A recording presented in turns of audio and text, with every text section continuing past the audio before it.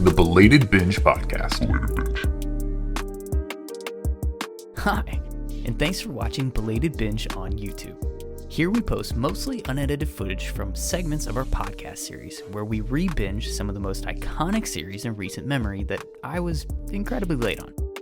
Follow along as we're rereading the Harry Potter series and join the discussion in the comment section. If you enjoy it, please give it a like, subscribe to the channel, and turn on notifications to not miss an episode. And of course, if you want to hear the episode in full, you can listen to Belated Binge wherever you get your podcasts. Follow us on social media, become a patron for early access and exclusive bonus content. Again, thanks for watching Belated Binge. Scouting Report. The Scouting Report segment on the Belated Binge podcast is much like the Scouting Report for your favorite team's best draft prospect or the best player from the team that you're going to be facing in the coming week or in the coming days if you're into sports. If you're into Harry Potter, the Scouting Report is about deep diving into the character that we choose out of the chapter that we're covering in each episode. One character going into what we learned about them and some of the characteristics that are brought to light in the chapter that we read. Today, we're obviously going to be focusing in on Hagrid. We get a really good look at Hagrid as a character, and three things really jumped out as being noteworthy and fun to discuss for this section of the podcast. And the first thing is his affection for Harry. He's genuinely happy to see him after not having any contact at all for a decade. He clearly bonded with Harry when he dropped him off on the doorstep, just like Dumbledore wanted him to. If you've listened to the show to this point, you know our Dumbledore grand plan theory.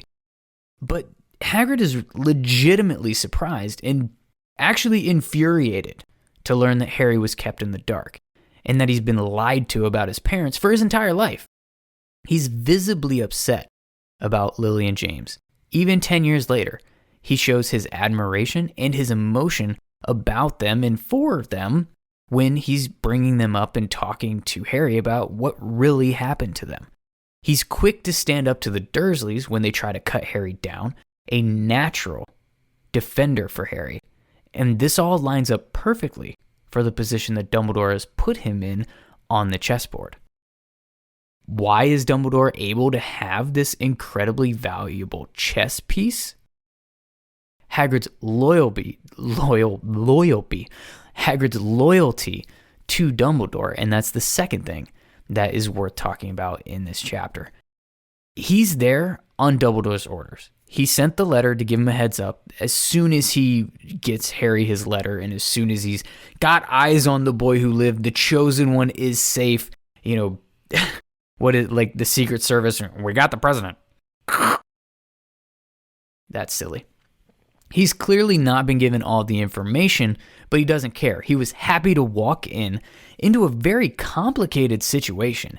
He shows no sign of frustration toward Dumbledore at all for not giving him the heads up that, hey, Harry doesn't know about anything, as Hagrid would say it. He immediately loses his cool as soon as Vernon insults Dumbledore. After everything that's taken place in this hut, he's held it together at least enough. He's not squashed these people like a bug. He hasn't taken off a shoe, thrown it at their heads. I don't know why he would. He hasn't, I don't know. He's got pockets everywhere. Pockets on pockets on pockets in his trench coat. And he could have pulled one of those rats out and threw them at their face. He could have done anything to these people to physically harm them. And he's not done that up until the point that Vernon has crackpot old fool come out of his mouth. This is when little Duddykins gets a piggy tail. Even after, being expelled, he stayed on to work the grounds at Hogwarts because Dumbledore gave him that opportunity, but also the affection and affinity he feels towards Dumbledore as a father figure. Think back, as we know, we're rereading this series, Hagrid's father died sometime when he was at Hogwarts, before he was expelled. I can't remember the exact timeline. I want to say it was around his second or third year or so that his father passed away. And that's also right before he was expelled. He could have been thrown out into the street. This would have been, a 13, 14-year-old kid, half giant kid, so a little bit more physically ready to handle things that could come his way, at least in the threat department, or having to, hunt for food. But he was still a child that was thrown out of school. His wand was snapped in half. By the way, the only person that we know whose wand was actually snapped in half when they were expelled. Newt still has a wand in Fantastic Beasts. Grindelwald still has a wand. Always, after being expelled from Durmstrang. I mean, sure, they could have different rules, but it seems weird that Hagrid's the only one that we know that's wand has actually been snapped in half. But he could have gone anywhere. He could have done anything. Dumbledore keeps him on as groundskeeper, and he happily accepts, and he seems to love the job. He seems to love the kids. He seems to love Hagrid. Hagrid seems to love Hogwarts, and he seems to truly love being there and being around. And unlike Dumbledore, Hagrid is also an open book.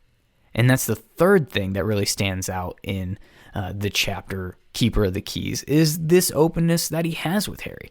Hagrid opens up the entire wizarding world to Harry immediately. As soon as he learns that this is just information that Harry doesn't have at this point, he goes. It's exposition time. It's time to bring this boy up to speed. You deserve to have this information. He doesn't hold back anything to not upset him. He doesn't talk around things or try to pass the buck to someone else to bring him up to speed later. He just tells him what's up. He straight up tells Harry, hey, I'm not allowed to use magic because I was expelled from Hogwarts. So, maybe don't rat me out when you get there because Pink Umbrella and Piggytail. But he catches plenty of crap in this book and in future books and for people in this fandom for being overly forthcoming and letting things slip as the series goes on. But when everyone else is hiding things from Harry, when people are straight up lying to Harry, we plant the seed right now for one adult character in this story that's going to actually tell him stuff and actually give him information when he doesn't have it. And we get that in Hagrid, and it all starts right here. He's a very interesting character study from these books. He has plenty of flaws, he has plenty of fumbles along the way, but he's loyal, he's protective, and he's a great confidant for Harry to have. Maybe not father figure, but a really, really cool crazy uncle. With that, let's get into our foreshadow segment.